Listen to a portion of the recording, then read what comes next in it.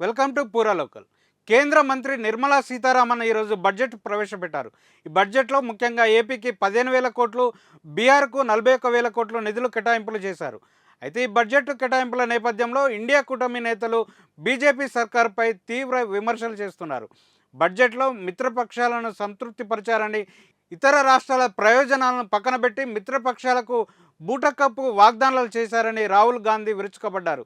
ఈ బడ్జెట్పై మంత్రి ఉత్తమ్ కుమార్ రెడ్డి సంచలన వ్యాఖ్యలు చేశారు. కేంద్ర బడ్జెట్లో తెలంగాణకు తీవ్ర అన్యాయం జరిగిందని ఆవేదన వ్యక్తం చేశారు.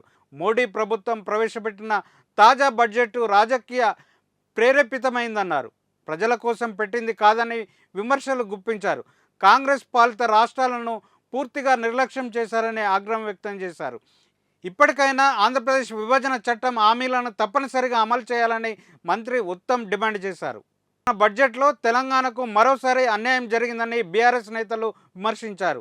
ఏపీలోని పోలవరం ప్రాజెక్టుకు జాతీయ హోదా ప్రకటించారు. ఇప్పటికే చాలా కేటాయింపులు చేశారు.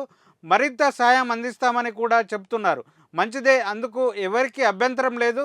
కానీ తెలంగాణలో గోదావరిపై, కృష్ణానదిపై జాతీయ ప్రాజెక్టుల గురించి చాలా రోజులు డిమాండ్ చేస్తున్నప్పటికీ నిర్మలా సీతారామన్ ఒక్క ప్రస్తావన కూడా చేయలేకపోవడం దురదృష్టకరమని చెప్పారు. ఈ బడ్జెట్లో చంద్రబాబు, నితీష్ కుమార్ల రాష్ట్రాలకే పెద్ద ఎత్తున కేటాయింపులు చేసినట్లు బీఆర్ఎస్, కాంగ్రెస్ నేతలు విమర్శిస్తున్నారు. గత 10 ఏళ్లుగా తెలంగాణకు ఏమిస్తున్నారో ఈసారి కూడా అదే పెద్ద గుండు సున్నా ఇచ్చారని బీఆర్ఎస్ పార్టీ వర్కింగ్ ప్రెసిడెంట్, మాజీ మంత్రి కేటీఆర్ అన్నారు. లోక్సభలో బీజేపీకి 8 మందిని, కాంగ్రెస్కి 8 మందిని తెలంగాణ ప్రజలు గెలిపించారని, మరి ఈ 16 మంది ఎంపీలు బడ్జెట్ చర్చలో పాల్గొని విభజన చట్టం ప్రకారం తెలంగాణకు రావాల్సిన కాజిపేట కోచ్ ఫ్యాక్టరీ, బయ్యారం ఉక్కు కర్మాగారం, Indian institute of management, Navodaya విద్యాలయాలు, జాతీయ ప్రాజెక్టులు, రైల్వే లైన్లు కోసం పట్టుబట్టాలని, ఈ బడ్జెట్ సమావేశాల్లో ముగిసేలోపు వాటినన్నింటినీ సాధించుకోవాలని కేటీఆర్ స్పష్టం చేశారు. ఇది ఇప్పుడున్న అప్డేట్స్. మరిన్ని అప్డేట్స్ కోసం చూస్తూనే ఉండండి పూరా లోకల్.